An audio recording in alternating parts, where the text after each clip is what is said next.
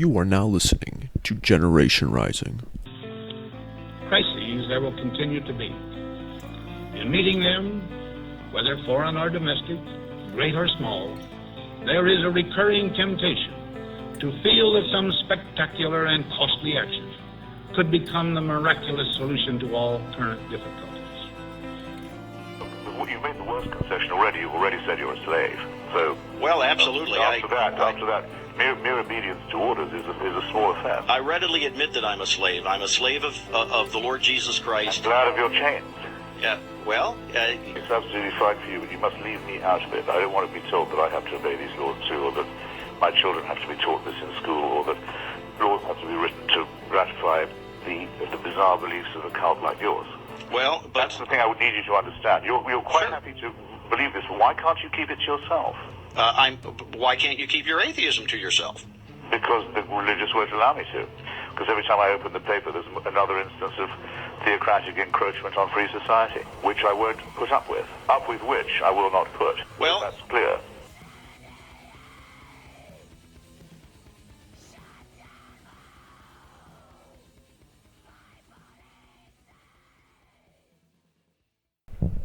Episode 23, ladies and gentlemen, of Generation Rising. This show is going to feature an old friend of mine, Eric Brumley. He's a musician, and we're going to talk about his music interests and his influences and where he's going with his work and what he wants to do in the future, and also his views on society and so on and so forth. This proved to be a good one, filled with really good music. It's going to lead off with him playing a cover of Polly, and then it's going to go right into the podcast. So I hope you guys are weathering the storms out there, whether it be snow or the cold, and I hope you guys are staying warm and staying loved. And as forever, all right, you guys take care of yourselves and be safe, okay?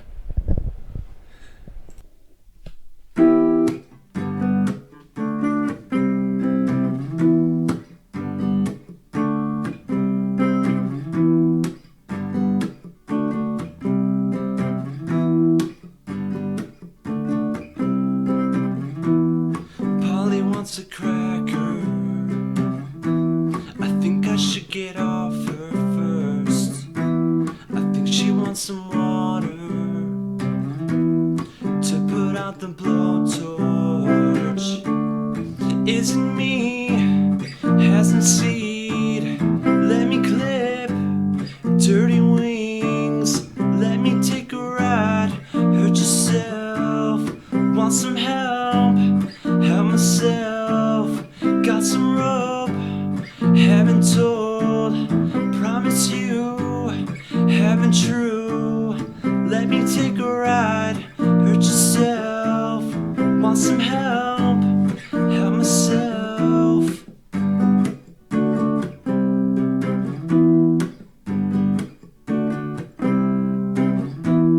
Polly wants a cracker.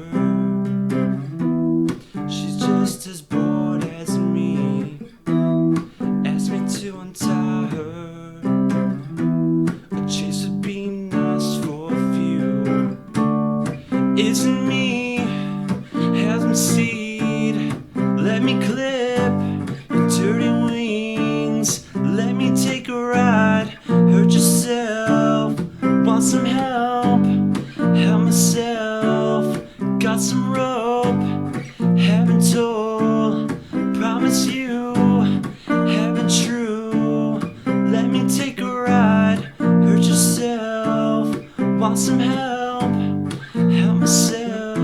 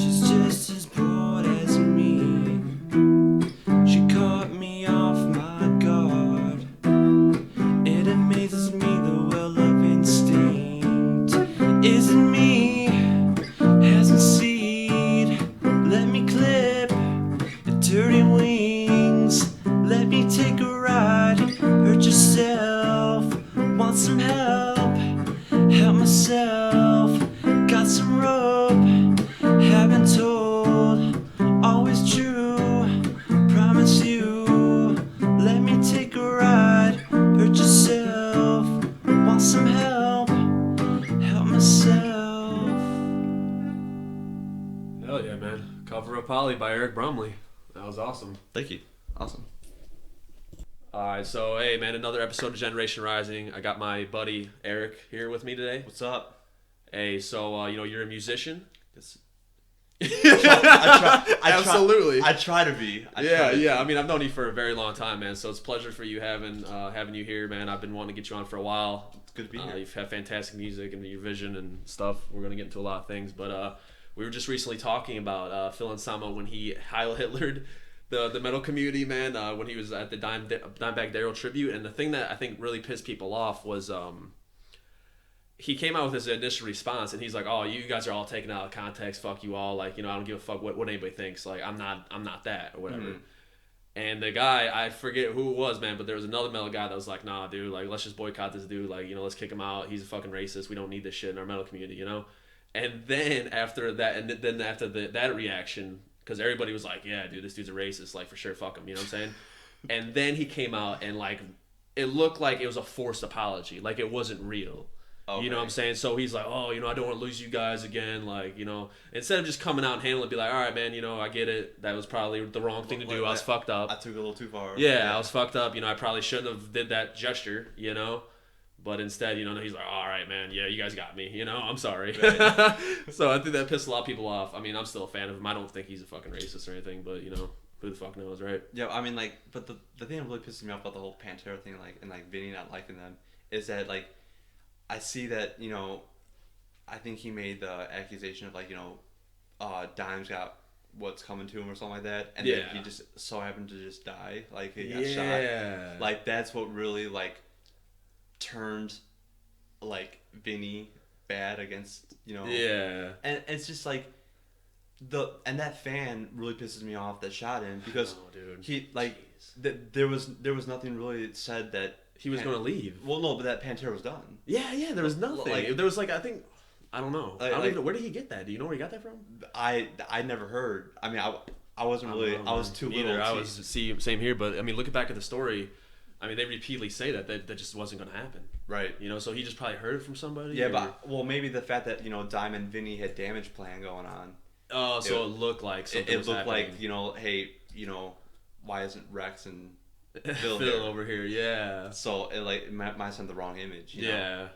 But I mean, like, if Dime was still around, I can only imagine how great Pantera would be. Man. I mean, him in general, he had so much to give to the world. Somebody like that is just. It's always the great guys, man. It's always the heroes. They get fucking taken away so quick. Dude, that's what I'm saying. Like, dude, Heaven must sound great, man. Because, dude, they got all the good. Everyone's up there, dude. We're fucking stuck with Bieber. Either heaven or hell, man. So somebody's jamming the fuck out with very good music. Right, dude. Yet to be known. But when I didn't really agree with the whole thing of, like, not letting Phil attend the funeral, man. I really felt that was a smack in the face. Like, you can say what you want. He didn't kill the guy. He didn't call for the killing of the guy. Yeah, it happened. But it was just like, dude, you're not. I don't know. Yeah, I think that's what they. I think that's what they think, though. You think that's what they think? I think that's why they have so much aggression, because, like, but to me, it's just really coincidental. Yeah. Like, it's like, hey, you got what's coming to you, and then, like, months later, toom, like, I know, it was a bad taste, man. But I mean, shit, we all knew Phil was crazy. They should have known that, Oh yeah, I mean, dude, he was all whacked out on drugs. And alcohol. Drinking crazy, dude. Yeah. That motherfucker would go on stage with a bottle of Jack and just dump it down his throat. I can't do that. I would never want to do that. No one should. That's just dangerous to your liver fucking will health. hate you. Like, oh man, dude.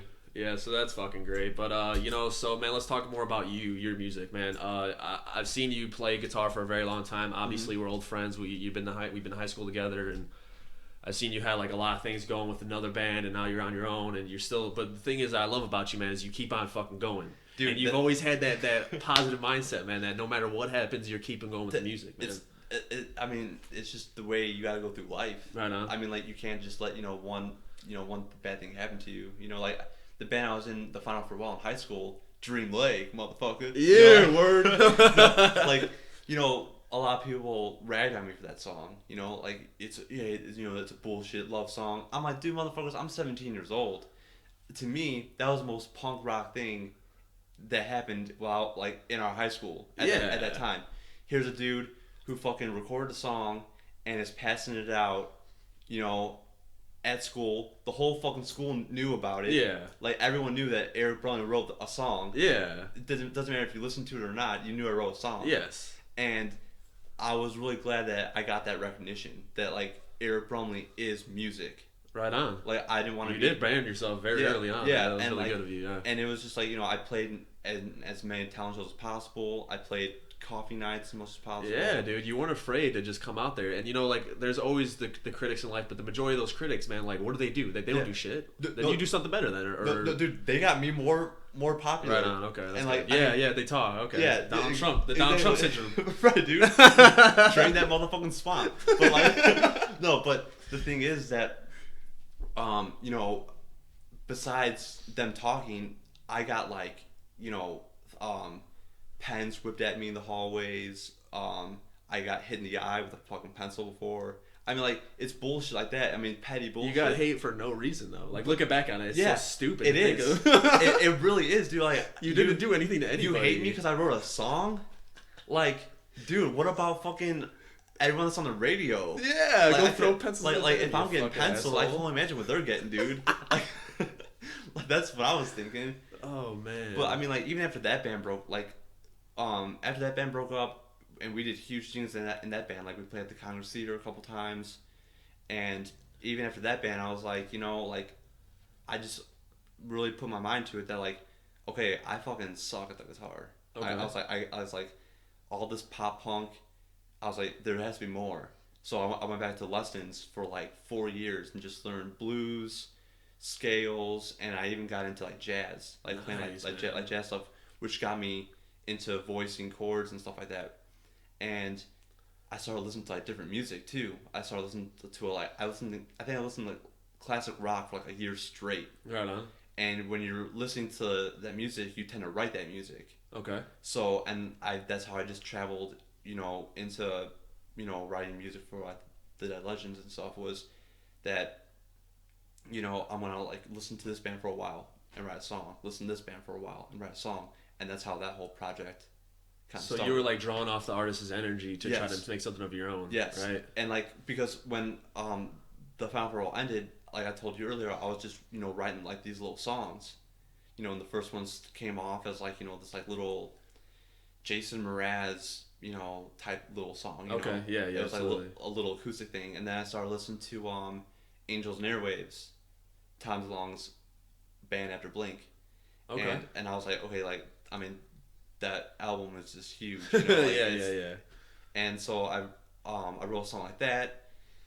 And then I wrote a pop punk song kind of after that, and then I wrote and I started listening to the Foo Fighters a lot too. And then, hell yeah! And then that's talking about them, bro. And that's when I wrote Rock Bottom, and that was like our most high powered energy song. Like, okay. We're just talking about smack. From what band are we talking about right now? The Dead Legends. The Dead Legends. Yeah. Like all those bands. It kind of just taught me that I was in the writing process with those other bands, but it's just like it just didn't seem right. It just seemed like we were just bullshitting. Okay, like not serious or something about that? Well, I mean, like, they might have been, but in the back of my mind, I was like, I know this isn't really gonna like work because this dude works this shift. Yeah, it's hard, man. It is. Life is hard. It's hard to balance that shit out, I mean, even that, like, it's just you as an artist, you got to realize that, number one, you're young, you got a lot more to evolve, a lot more to learn. Right. That takes a lot of character for somebody to realize and say that, hey, I suck. Right. I mean, I was doing shit, but I was doing it in a sucky way, so let me go and fucking learn some shit. Right. That's an admirable thing. And the thing is, like, I even got ridiculed for that, though. Like, people are like, why the hell are you listening to, like, Led Zeppelin? I'm like, why not? Right, like, they need to be pushed in the face. Are you saying that Led Zeppelin's terrible when, like, they're like one of the greatest rock bands ever? The greatest. If not the greatest. And holy shit, man. And like but so like I just got so much better after just digging my nose deep into it. It's Hell just yeah, like dude. I just knew that like I kind of just, that's when I started like falling off the face of the earth. Right like on. Like no one really knew what I was doing. You might have seen me peeping at a bar, having like with some friends every now and then. But I never really left the house because I was just like I would come home from work and just hit that guitar. I mean, I was even going to college for a little bit, but sitting in class and like not really feeling the class. You know what I'm saying? When I have like riffs running through my head, I'm like, this is not the place for me. I dropped out like with like 3 weeks to go to finish the course, but I was just like, this isn't it. It's like, just not going in your direction. No. You just don't. Something doesn't feel right. Right. You're just going with your gut instinct. Right. And That's good, man. And like I just like it really pissed off my mom because like she paid some money for me to go.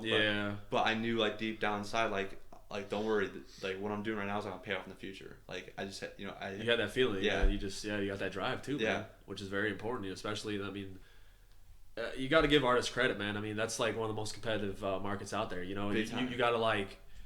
Because you got to in some way do something that a lot of people will grab onto, but then again, you want to maintain the authenticity of yourself. Yeah, I suppose. Yeah, and like right now, like my goal is to just be listenable.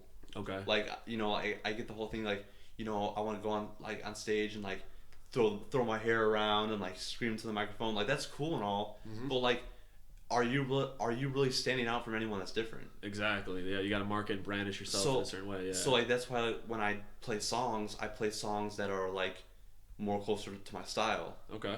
Like I just I've been listening to a lot more John Mayer lately. Okay. Who's like always been a huge influence because I mean not only is the guy listenable, but I mean like he's just if you ever listen to like the John Mayer trio, I mean the dude is a complete badass when it comes to blues. He's one of the best guitar players. Yeah, I mean there's no doubt about that. Absolutely. And like what I really like about it is that I'm attracting myself to real musicians. I'm not attracting myself to like a Taylor Swift or like and Justin Bieber. Yeah, Justin Bieber can play guitar, and the drums. I'll give it to him. But I mean like he's not. It's not a band. It's Justin Bieber. Yeah, like he's considered more pop, which I mean. John Mayer is probably considered pop, and Jimi Hendrix was even considered pop. But I mean, like if he actually put a guitar on and had like other people behind him as he was like playing too as like a full band, instead of just himself, dancing while he's singing. I mean, so I would have a little more respect for him. Okay. But I mean, like there's no doubt I got respect for him because I mean, like dude, I mean you're fucking making millions and millions of dollars doing what you like to do. Yeah, absolutely. So, I mean, that's respect right there. Yeah. But I mean, it's I just have more respect for bands, I guess you could say. Okay, yeah. More people that are playing their instrument and trying to express themselves in that way. Yeah. Right. So, do you have any other major influences besides John Mayer that you can like pinpoint, or you just it's all over the place? I mean, it's really all over the place. I mean, do you like Django Reinhardt? I never heard of him. Oh, he's old school 1920s jazz player. Okay. Yeah, he's pretty damn good. Yeah. Yeah. I mean, when I was studying jazz, I listened to like a lot of Miles Davis. Nice. Because I mean, like the only way to really get better isn't just listening to guitar players. Like you like when you want to get better, period, you want to listen to horn players because horn players can only play one note at a time. So they're all over the place. So when you're trying to get into that mindset of improv.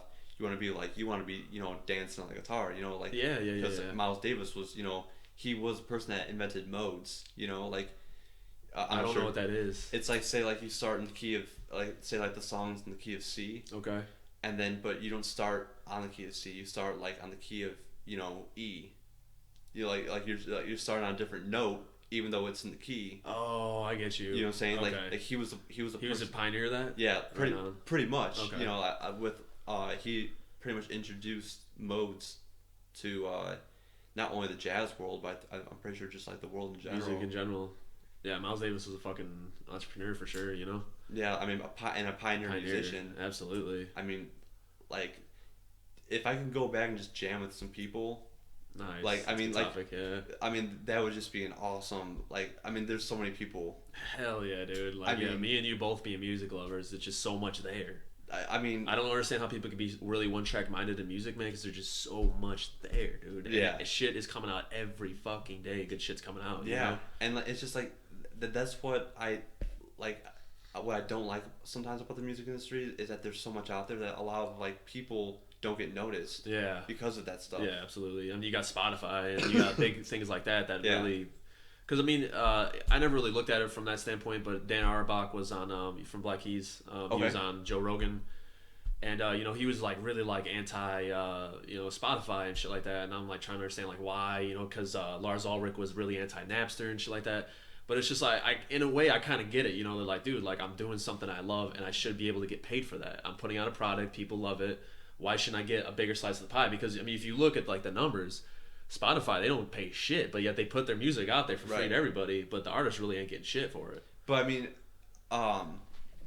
Dave Grohl came out and said, you know, I mean, but this is when you have like, you know, comfortably made it. I mean, his net worth is like what, 280 million, like, dude, 200. Insane. Yeah, but I mean, he said, you know, just give the music away for free, and then just charge them 100 some bucks a ticket, which makes sense because then it evens out. Absolutely. But I mean, like that's coming from someone who's already made there. it. Yeah. Like so, I mean, if you're, that's a good point. But I mean, even the Black Keys though. I mean, I saw them on the Blue Tour. Yeah.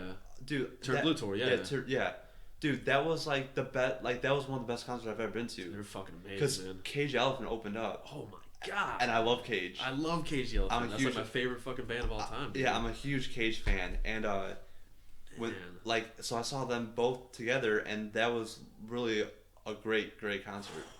That had to be mind blowing. The Cage opening up. Yeah. And then the Black Keys, dude, I would fucking die. Yeah, like I would fucking die. It was a great concert, but I mean, like, I understand like the frustration because I would want to get paid too. You know? But I mean, at the same time, like, a person like me at my level, I just want to get out there. Yeah. Like, I don't care if I'm getting paid or not right now, because like, what's worse? Like, I do get paid. You know, like, what's the word? Yeah. Like, you know, I'm still gonna go to my job tomorrow. I'm still gonna wake up. Right on. You know, like I'm still gonna find a way to make money. Yes. But I mean, and if it comes from this, awesome. Like, you know, successful. Mm-hmm. You know, but if I don't, you know, you do what you love. I'm already there. Like, you're doing what you love, and you're doing what's important to you. And I mean, that's one thing you can definitely credit with the internet and like, you know, the boomings of like apps like Spotify and fucking whatever, Napster, LimeWire, or uTorrents and all that.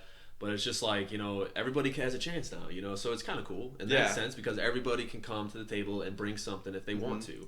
And you would notice, if you really like look into it, you can see the people who try really hard and the people are like lackadaisical and not serious about it. I mean, there's ways to know and tell if you care. And and like I've been keeping like a little like low key on like, you know, my social media. Like, okay. Because like right now I pretty much just have like my Facebook, just Eric Brumley Facebook, you know.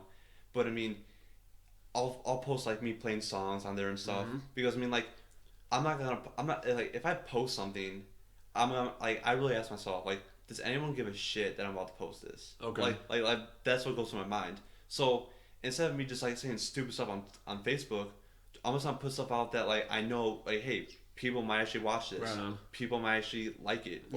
Or, like give it a view. You know like because like, you invested time and effort into it. Right. Yeah. So but I mean like when you like I've been trying to see what labels are looking for because like I just need some type of financial backing to to go on tour, to that's mainly what I just need financial backing for. I mean the whole recording thing that's free, absolutely. I got that going for me, but the whole thing is like they want you to be completely indulged into your social media. It's like they want you to have your Instagram going and like your Twitter and like you should be posting like 3 tweets a day. It's so hard. And I'm thinking to myself like, does anyone really care though? Like, like I'm so small that does anyone really care that I'm tweeting 3 times a day? A lot of people, this whole social media thing. I mean, especially me in general, I have a really hard time with it, man. Because it's like, fuck, you gotta keep the way that they view it is like if you the more shit that you have out there, the more likely eventually somebody will come across you.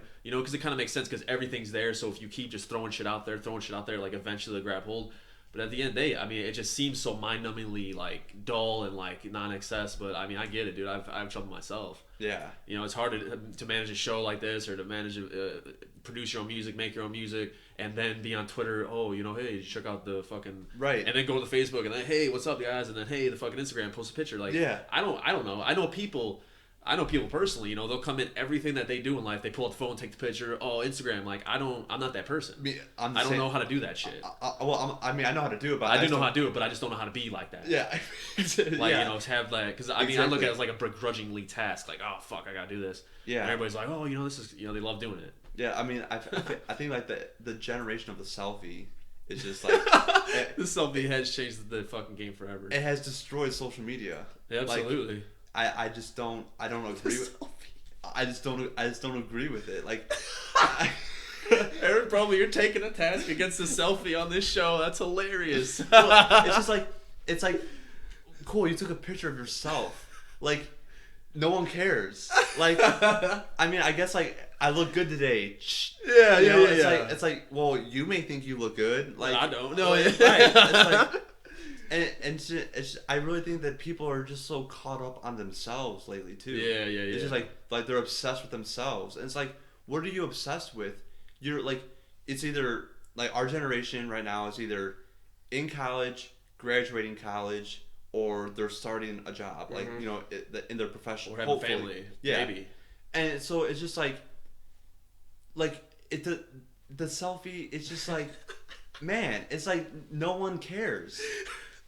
You know, you ever recently Joe Rogan put his new special out. It's called Triggered. It's on Netflix. It's fucking hilarious. But in one of his bits, he said something that's 100% true. It's like we've never seen like a person like you have like these women, right? I mean, I talk about this. I don't really talk about this on the podcast, but it's like it boggles my mind, right? Like we never seen a person, right, that has gained and garnered millions and an influence that like, you know, tops me and tops you by tenfold just by like with duck lips and a big ass.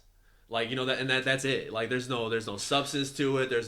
They don't even say shit. They just post a fucking picture and like 1 million follows and 1 million likes, 10 shares, 16 dick pics in the fucking thing. Like it was just, it's crazy. Yeah, it is crazy. And it's like they literally are bigger than the Rolling Stones and the Beatles, but they just post pictures of their ass. It's kind of crazy and phenomenal. But to me, like, it's not phenomenal, but to me, like, that's not even famous though. Yeah. Because I mean, like, you're just virally huge. Yeah. And like, to me, I don't want to be virally huge. Either, yeah. Like, I don't care. Like, you know, I mean, you know, I want to be like, I want to be heard. Like that's all I want to be. Like just listen to my music, connect with it, try to connect with it, see what I'm talking about. Oh yeah. Give it a feel. Like that's what I care about. Like virally huge. Like cool, you got a big ass. Like, you know, like I'll go to the mansards. I'm pretty sure I'll see plenty of that. like you know what I'm saying? Yeah. So it's just like it just doesn't.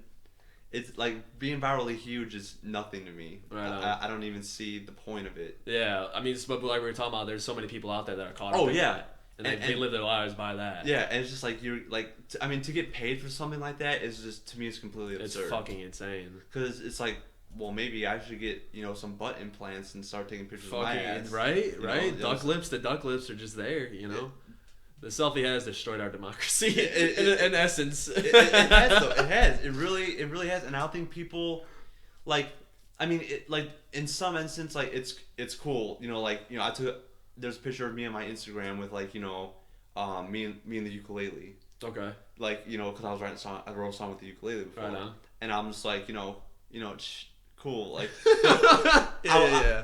But you don't see, like, most of it is just, you know, my gear in the studio, like, with all mic'd up and ready to go, and like, you know, like that's mainly what I'm after. It's just, you know, like, you know, and still, even in that selfie, it was musical related. Yes. Like my whole Instagram is even like is just 100% music related. Right on. So like, even when I don't have Twitter, but like even when I do start Twitter, like I'm not gonna be like, you know, because I heard you can go live now on Twitter. Really? Yeah. Oh shit. Like I'm behind the game.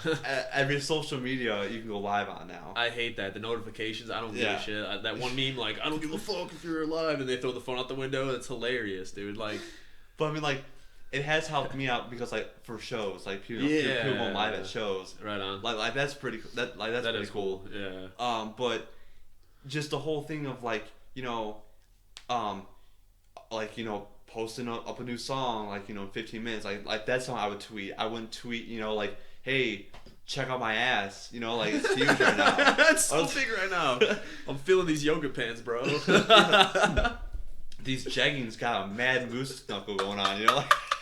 It's like, no, dude. Yeah, it's insane. It's fucking insane. Our world's fucking gone off the rails in some ways or another. But I mean, so what's your like? So yeah, you want to basically just do music for a living, right? Is that the end game with you, or do you want to aspire with the middle class dream too? You know.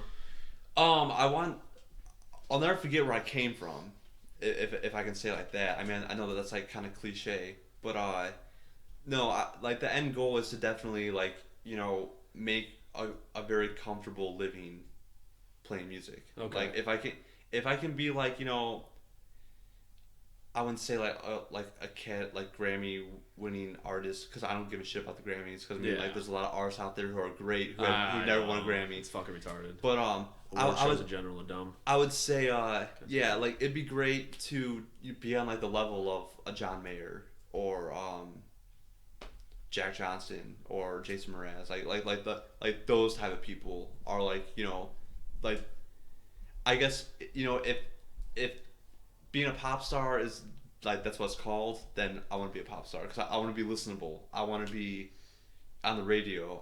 I want someone to be like, wow, you know, this guy writes pretty good songs, and you know, I can connect with him. And like Dave Grohl said best, you know, you're singing a song to a sold out crowd. You're singing it for, you know, one reason, and they're singing it back for 10,000 different reasons. That's deep as fuck. Like that's the coolest thing. That's so legendary. You know, if I can ever experience that one day, like, you know, I'll probably start crying. I mean, I'll just be overwhelmed. Like, I even get overwhelmed, like, you know, sometimes when I'm writing a song, because I'm like, wow, like this is so deep, you know, like, so, which is why I bought those lyric books, just because I want to write better. You want to learn how to write better, absolutely. But you do see how sometimes, because like I know you and I know you care about music, right? Yeah. But could you possibly see like how the word pop carries a bad connotation with it? Believe me, I thought about this multiple times, because because like the Beatles were pop. Yes. Jimi Hendrix was pop. Yes. The Doors were pop. Yes. Like, so when I look at it in that aspect, it's not so bad. But pop nowadays is so different than that, because there's really no instruments being played anymore. Right. Like, I mean, you might hear like Justin Bieber, that one song, I covered it on Facebook. It's like, my mama don't like you and she likes everyone. I'm not sure if you're familiar with it. No, I'm not, but like there's an actual guitar in that song. Okay. And it's just vocals and guitar. Okay. I can respect the hell out of that. Right on. But when it comes to, like, you know, like a song with just a beat, you know, like that one song, so baby pull me closer in the backseat of your Rover. Love the song. I think it's catchy as fuck, but I don't think that's great music. I don't think that's great. Like, I don't think, you know, it's probably nominated for a Grammy, probably, because it's pop, you know. Yes. But I don't think musically that's a great song. Okay. I think that it's, like, you know, like, it has a great flow, it has a great melody, it's catchy, you know, it has certain things I like about it, but I don't like the music part. Like I mean, it's a beat. That's all it is. You know, it's a beat that someone probably made on a beat pad or on MIDI, and, you know, just produced the hell out of it and wrote words to it. Yeah. Like that, and that's pretty much now when it comes to rap, I have a lot of respect for rap. Because even today's rap? Eminem. Oh, absolutely. But I mean, when it comes to like the South Side rappers that, you know, that say at Ronnie's, I mean, talking about Chicago and like the violence and stuff like that. Yeah. I mean, there's some, you know, some of these personally, right? Yeah, personally, and like when I, you know, hearing some of their stories, you know, it's kind of like crazy, because I could never experience my life being like that. Right on. But when they're talking about it and they're rapping about it, and they're like, you know, like, R.I.P. this dude, R.I.P. that dude, it's just like, you know, like that's pretty crazy to me, because it's just like, that's because, I mean, some of the stuff that they're also talking about is like ending the violence and, like, you know, stop the violence, because I mean, like, it's pointless, it's getting out of control. Like, people are dying for no reasons out there, and a lot of innocents get caught up in the. So I mean, like, I do hear a lot of like really crazy good Southside rap at Ronnie's just by sitting there and listening to it. Right on. You know, so and then when I come in the room and they hear my songs and it's more you know, positive, mean stuff, they're right back like, you know, I can dig this. And like, and this is coming from a person who lives a completely different life, completely different genre, and like but like it's respect. Yeah. You know, there's that respect level. Well, I actually had a conversation with another artist recently, and we were talking about how music in itself is the coolest language of all. Oh, it's because it transcends space, time, culture, fucking color, health, age. It doesn't matter. Like. Right. Shit just grooves. Shit grooves. You know, you can't really understand. It's like, oh man, I dig that shit. Like, you can't help when your foot starts tapping. Yeah, you can't. There's nothing you can do about that. You know what I'm saying? Yeah. It's like, you know, you gotta, you know, you being a white person going in there playing guitar, And you got the black culture coming from the South Side, them rapping about this shit, but they're like, man, you both groove on it. You know what I'm saying? Yeah. You both can mutually understand each other. Right. So it's very human interrelated. Absolutely. And that's the cool thing about music is that it's just universal. Like, oh yeah. You can go to a different country, and like, it doesn't matter that if they understand you or not because they know the song. Yeah. And they're singing it back. Oh yeah. Like I always think that's so crazy. I mean, when you like look at like bands like Iron Maiden, how they did that whole South American tour, and you had like 200,000 people in Brazil coming out to see them. 200,000 people. I just can't even wrap my head around that. Oh my god, it's wild, dude. And the fucking Bruce Dickinson's just flying an airplane there, himself. Like, what the fuck? Like, yeah, these dudes are crazy. There's so many cool people out there, obviously, but wow. Yeah. So let's get your take on because you said, and I just actually recently found this, that hey, you're a fucking CEO, man, so you see crazy shit all the time. Yeah. What's your view on the society right now? Because you're seeing the bottom of the barrel, right? It's a lot. Would you consider it like that? That's probably wrong. I don't mean it like that. But I would never say the bottom of the barrel. I would say like bad, yeah. It's more of like a work release program. So like there's like it's people that are coming from DOC who are pretty much done with their time. Like it's winding down, and they've been sentenced there. Or it's people who have like probation violations or someone who's pre-trial. So it's like more or less like these like there's high risk people there, I guess you could say, but it's more on like like they're trying to get out now. Like like they did their time. They're ready to get out. Okay. But yeah, it's what I noticed about that. Working there is that it's really sad seeing all the it's a lot of young people, man. It's like, really? I mean, there's a guy that was my age. I mean, there's probably a lot of people that's my age. But I mean, it's just really messed up. Mid-20s, right? Mid-20s? Yeah, because I mean, I just can't picture myself, being like incarcerated. It's just like these guys, I mean, coming from whatever, environment that they're from, whether it's, selling drugs or, just gang banging on the streets. Like, it's just like, that's such a different world. Like, you know what I'm saying? Like, no one like us or, like, that comes from a middle class family would really understand what they go through on a daily basis.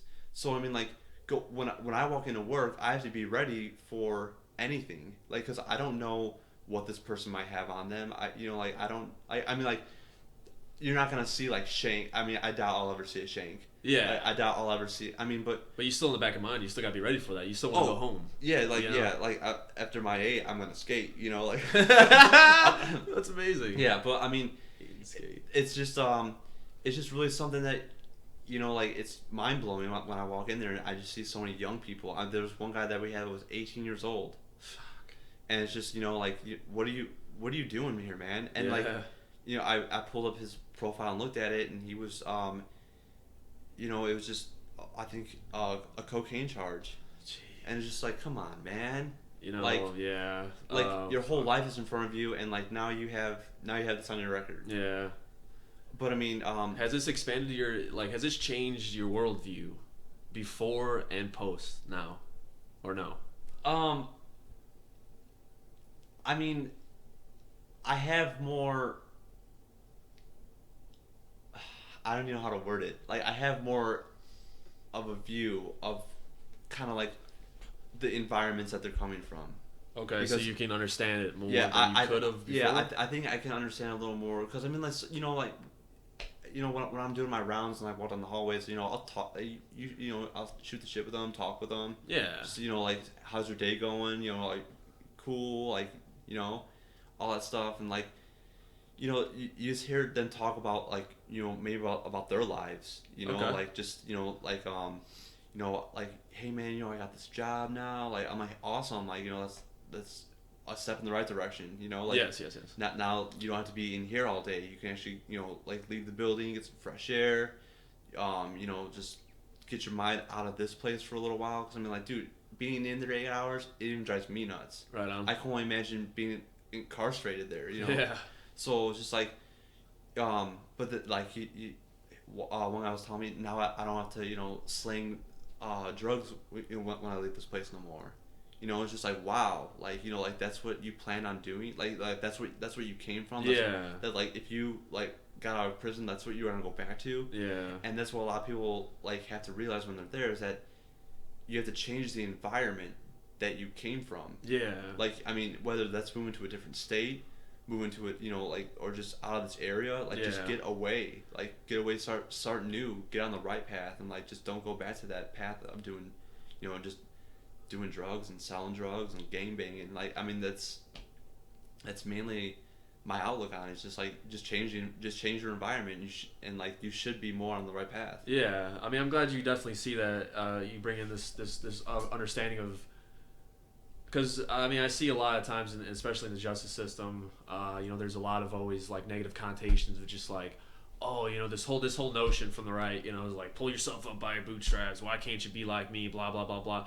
But we don't understand, like you said, the environment that they come from. Right. I mean, how crazy is it to really grow up and know that your mom and dad are never there because she's got to sell her body to make ends meet. Your dad's a fucking drug dealer, probably in prison. So you're on your own. You got to go to a school that the fucking school fucking sucks. It's all molded down. You got to go out there, and the only people that you really have in contact with are a bunch of people that are just trying to make ends meet and do crazy shit to do that. And so you can just imagine the draw to that lifestyle, right? It's like at the end of the day, whether whoever you are, wherever you are, you're going to do whatever it takes to make sure that you can live. And whether that is just all that you know, right? I mean, that's all that some of these people know is, man, you know, that's all I know how to do is deal drugs. I mean, I have that. And if I can make money off that, well, fuck it, I'm going to do it. Right. Because, you know, like, you know, we can even get into the whole justice system as itself. It looks at this whole fucking, like, drug addiction and drug abuse thing as, like, criminals and fucking terrible, ignorant people and all that shit. But it's more than that, man. There's an underlying cause to this crazy shit that needs to be, like, you know, fucking studied more, or something needs to come out of it different, man, because the way that we treat it, it's not really fixing these places that are broken, right? Right. All it is like, you know, in my view, you know, you arrest a person for snorting cocaine and you give them a record, you didn't really make the world a better place. He's going to get out and probably go right back into it again. Now he can't get a job because now he has something on his record. Right. Instead of treating his addiction like a health issue, you treat it like he's a bad person. He should be locked in a cage for doing something with his body. And what's really messed up is that like when my dad was with the Fed, he was saying that people are getting more time for drugs than they are for murder. Yes, dude. There's more people in this country that are locked up for weed alone than all fucking violent crime combined. Yeah. That's fucking crazy. It is. The crimes that I think that people should be for sure incarcerated for are like hardcore drugs, you know, like you know, Schedule 1 drugs, murder, sex offenders. Yes. Especially those child molesters, dude. Yeah, absolutely. I just don't. I have no respect. Right on. Yeah, you shouldn't. Because I mean, like, preying on innocence. Yeah, know? But I mean, that, like, to me, those three, those are like my top three, because I mean, like, those, you're taking legit, I think, bad people off the streets. Okay. Because heroin is a huge epidemic. Yes. I mean, like, it's really taken over, like, the middle class white kid. Yes. You know, I no 100%. Yeah. No bottom about, like, no like, you know, if I got off, you know, on 103rd and Stony Island, there's a very high chance I'm gonna be pulled over by a Chicago cop asking, what am I doing over here? Yes, because you're probably looking for fucking something. Yeah, like, they probably think I'm over there looking for drugs. Yes. Like, and that's so messed up. Yeah, like, it's very messed up. Heroin dealers, I should go to jail. Oh yeah, I agree with the memes that say shoot your local heroin. Yeah, I really do. I mean, it's fucking all insanity. The way. I don't like, heroin is so messed up. I see so many people coming in that are addicted to heroin, and like it's such a nasty drug, dude. Yeah, it's very. We were talking about that before the show. I mean, there's another level, right? I mean, you can put people in categories like, oh, that guy smokes weed, put him in this category, and you can be like, oh, you know, this guy does coke. Oh yeah, but, yeah. I mean, you shoot up shit. That's just. It's something that I can't ever grasp. And I mean, even coke, like, I know that you can, like, you know, you can overdose on it, you know. Cause, yeah. Like, I mean, but I mean, even coke, I think you should be in jail for it. It's you can die from this. Yes. Like, you know what I'm saying? Like, you know, LSD and shrooms, like, you know, that's I'm not sure if those are Schedule 1 They drugs. are Schedule 1. So is marijuana. Yeah. You know, so I mean, these are questionable substances that. Yeah. And then, I mean, there's a real way to treat the situation, right, that we were talking about by incarceration. Yeah. You know what I mean? Now, see, when it comes to marijuana, that's just like, I mean, when it comes, because I mean, you got states that are legalizing this for recreational use. Yeah. So it really questions me, like, if it should be legal or not, because I mean, why should I go over here and be arrested for it, and then if I step over this imaginary boundary, I'm okay to do it. I can smoke on this side and then go over here and see it's fucking stupid. And see, that's messed up. It's just dumb. You know what I'm saying? It's just like we live in this really I don't know what kind of perception that we live in, but yeah. So you see the dangers, man, and you see you see a different thing than I see, and I'm glad you're coming on here and giving your side. Yeah, like it's like I think it's very important. Like when you told me that before, I didn't know you were doing this shit. Yeah, and that changes the game because you're seeing something that I'm trying to figure out. You know, because the majority of heroin fucking addicts, they're like, they used to abuse pain pills, you know, and now the doctor won't prescribe them anymore for Vicodin, so now they fucking go and try to fucking numb themselves and numb their pain in some other way, and it's just like there's got to be some way either, and the thing is that's fucked up about it, if you look at it from like a big view, it's like the pharmaceutical companies, they take no responsibility for this situation at all, but they're pumping out in massive quantities, Xanax, Percocet, Vicodin, they're just giving it, feeding it to these people. And it's easy to build an addiction. I mean, like we know, there's been places in fucking football stars, Brett Favre, and I guarantee I know personally quite a few people. I know personally quite a few people that are addicted to painkillers. Mm-hmm. It's just a thing, and it's just like the way that we handle it, it just needs to be treated differently, in my opinion. Yeah, I'm definitely against the whole thing of just like, oh, you're depressed, here's a pill. Yes. You're like I can't say that like it's bullshit. I can't call bullshit on it, but all these people that are like, I have terrible anxiety. Yeah. Oh wait, like no, I see what you're saying. Yeah, I can't call bullshit on it. No, because I don't know their lives. Yes. But we're at that age and like of our lives where there's a lot going on. Yes. We're trying to adult. We're trying to like get this job to set us on a career path. And, there's significant others coming into our lives. You got stuff going on with them. People are getting married. Mm-hmm. Like you're just adulting, and there's like that's a lot to take on. Like especially in general. Yeah. So when people are like, oh my god, like I can't handle like like my anxiety right now is like through the roof. Someone's gonna pop this pill. Bullshit. Yeah, absolutely. You don't need like just chill out. Like, yeah. Like I read this one thing.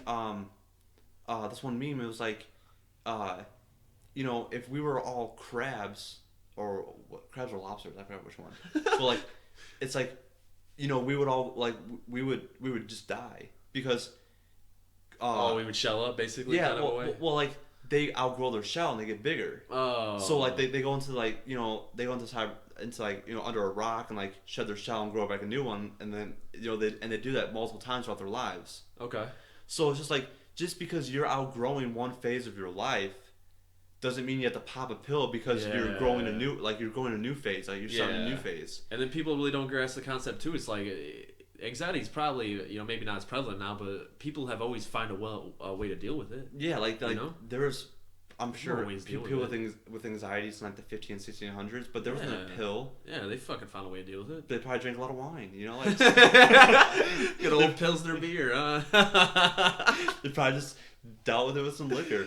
But I just don't think that the pharmaceutical companies are just making so much money off these innocent people that can just I think can just literally deal with it with themselves. They're literally creating a problem that just doesn't even exist. Yeah. Basically. Because they're making a pill for everything nowadays. Hey, you got a fucking headache, you got your eye hurts, fucking pill for this, pill for that. You know what I'm saying? So it's like, you're creating this never needed, and a lot of these pills, they don't deal with the underlying cause. They don't, heal Yeah, they just treat it. Yeah, they just treat it, just forget about it.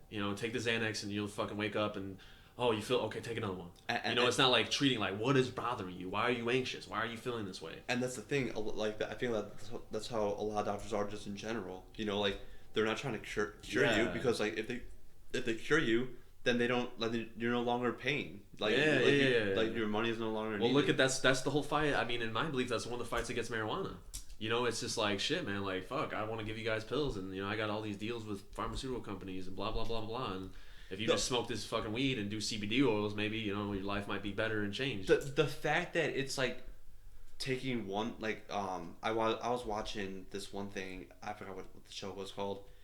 The kid had terrible seizures, and it was oil that was just like the mom put in his mouth. Yeah, CBD oil. Yeah, and the kid, it was a night and day difference. Yeah, and it's like, not psychoactive. Like it was like it was literally mind blowing. Yeah, I'm like, wait a minute. So like this kid was like straight up 20 minutes ago about to like at any moment could have a seizure. A little bit of oil in his mouth. Yeah. And then he was walking around having full conversation. Dude, seriously. And a world like, of difference. That, like, how do you not see that as beneficial to health? It's like that was. It's bureaucratic as fuck, man. It's just a way to be like, man, we don't want to lose our job, so we got to make sure we keep the Schedule 1. You know, but how many people? And I grieve for the families, man, that lose people on a daily basis. And it could have been literally like they couldn't have lost the people if fucking like weed maybe was legal, you know? Or there's people suffering with pain right now, and instead of smoking a joint, they're fucking take a couple pills and just fucking forget about it and get addiction, you know what I'm saying, through fucking opiates, you know what I'm saying? So it's like, that's sad as fuck, because, and a lot of people, they have this misinterpretation, you know, like, when I first seen that with the kid, I was like, oh yeah, that's fucked up. Like, why are you giving the kid weed? You know, that's fucked up. But you look at it and you really find out about it, it's CBD oil, it's not psychoactive. It's just drawn directly from the marijuana plant, but it doesn't do anything to you. Like, it's just CBD oil. You know, so it doesn't make you high or fucking want to murder a baby, like, you know, you usually want to do when you're on marijuana. Reefer obviously, madness. Like, yeah, you don't want to, you know, they gotta throw somebody out the window and shit. But I don't know, man. You got any final thoughts you want to add to the state of the world or anything, man? Just like Man, just like the law of attraction. Right on. Like, I just think that's a huge thing that a lot of people don't see anymore. It's just that, like, you know, just when you really find what you love to do and you just want to keep, you know, and you want to end up just pursuing it, that just when you drive and the more you get out there, the more you do, the more you're going to attract these people into your life. Yes. Who can take you, and you know, and like, you know, for instance, the law of attraction definitely happened when I met Ronnie. Yeah. Like, that's your producer, right? Like, That's yeah. The guy who, Like that doesn't just happen. Like I was literally freaking out. Like, how am I gonna record these songs? Like, cause the bass player and drummer, they were the ones that made all the connections with the studio. Okay. So I didn't know anybody. So you're on your own. Yeah. Yeah. So I'm like freaking out. Like, how am I gonna do this? How am I gonna do this? And then boom, this dude comes along. Like, cause like my mind was constantly thinking about it. Like, what you constantly think about is what you're gonna attract into your life. Right on. Yeah. And it's just like, so if you're thinking negative, you're gonna get nothing but negative. And if you think positive, you're gonna get more positive. Which is like, you know, going to my job, I get a lot of negative. So like, it's really hard. Like, as soon as that, you know, 8 turns, you know, it's time to skate. Get the positive shit going. Yeah, you get the like, and you know, and I even try and push positive things on them. Like, hey, you know, you woke up today. Like, yeah. Like that's a huge, you know, God blessed you with another day. I mean, it's not out there yet, but I mean, it's one day less than it was yesterday. Yeah. You know, so it's just like, it's just, you know, you guys gotta keep positive, and you just gotta pursue what you love to do, because I mean, like, because you can't fail at what you don't like doing too. That's a very good point. Like, you know, you can be a salesperson and, you know, get fired because you're not making enough sales, and you didn't like that job anyways. So, you know, another opportunity presents itself eventually, if you want it. Yeah, but if you give up, of course, you're not gonna get it. Yeah, but I feel like, you know, a lot of people don't pursue what they like or love because of fear. And you're talking about the demons. Yeah, and I feel like fear is a demon because it's all it's in your head. It's like, oh man, like, you know, if I do this tour, you know, like, am I gonna have enough money? Like, what if my radiator goes out, or, you know, like, my water line breaks? You know, it's like, you know, like, that's just stuff you think about, but you can't be afraid of that stuff. You still have to go out there and push through it, and, you know, hit the whole route, you know, do everything. You just have to do it. Trudge through it, man. There's going to be issues and problems that arise, you know, no matter what. You know, especially with young people, like, we're young now, so I mean, you rather do it now than when you're 50. I think it's hard as hell. And because like, plus like, no one's gonna be interested in you then. Yeah. Well, in my case at least, like, Okay. Yeah. like who's gonna care about a 50-year-old artist singing about love? Yeah. Like, what was He's been married, like. Yeah. So it's just like, I don't know. It's just like that's just a huge thing for me. Is just staying positive, and just keeping like like the law of attraction always at I'm optimum. Yeah. Right on. All right, man. Well, it's been a pleasure having you, man. And I hope you come back in the future, play some more songs for us. You want to tell people where they can find you? Mainly right now it's just Facebook. I'm Eric Brumley. I'll post. I'll give a link. All right, That's cool. Yeah. Eric Brumley on Facebook. And then from there I'll just copy and paste my Instagram account and. Yeah. Let's do that. You can send that over to me. Yeah. Whatever. So it's it was great being here though. Like I want to get on and just talk about stuff because I know that like art is a huge thing that people attract to. Oh yeah. And with coming from a person who's been around art pretty much her whole life, I just feel like it was a good time to get out there and just, show people that like it's not all about because you hear a lot of screamo music and like all that stuff out there, but there is people my age and like a lot of us in this area that are just playing just good music. Absolutely. And like you just gotta get out to the shows. You gotta see them. Like, out there. Yeah. Royal Skate Shop, great place to see shows. Absolutely. And open mic nights. Great. There's great local talent too that just appear at these open mic nights. So I all I gotta say to people is that if you want to see good music locally, open mic nights and the Royal Skate Shop in Lansing. Support your local artists. Yeah, absolutely. Wherever you are, actually. Someone was local at some point in time. Everyone was local. Absolutely. So get out there and support them. All right. Well, good night, everybody. Love you.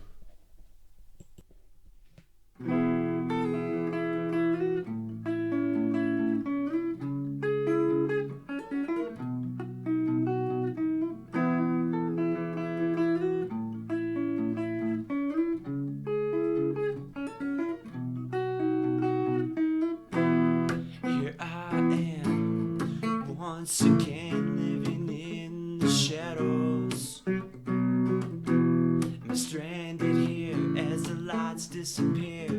Did you even care? Don't look back if you know where you're going. Don't look back, you know they haven't gone far.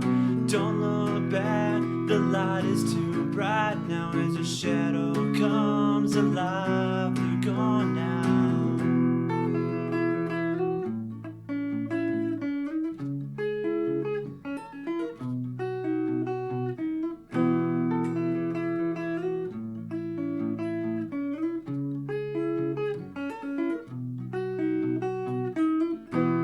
Here I am living once again with my eyes on the world now. Words from the wise, not even surprise. Have you realized? Don't look back if you know where you're going. Don't look back, you know they haven't gone far. Don't look back, the light is too bright now as the shadow comes alive. They're gone now.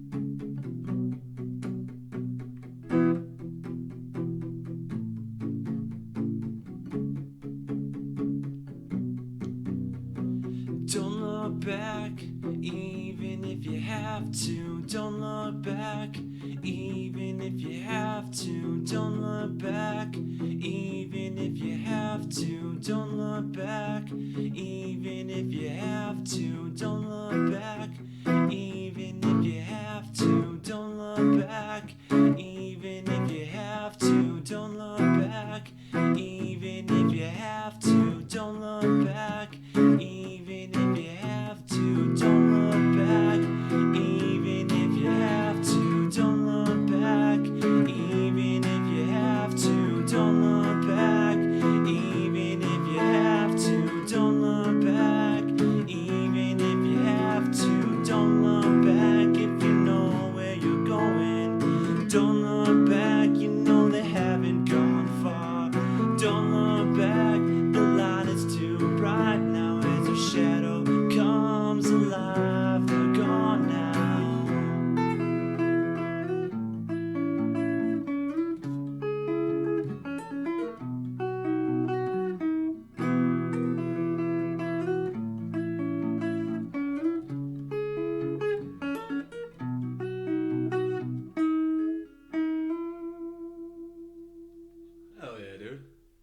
was that called? Don't Look Back by me. By you, Eric Brumley.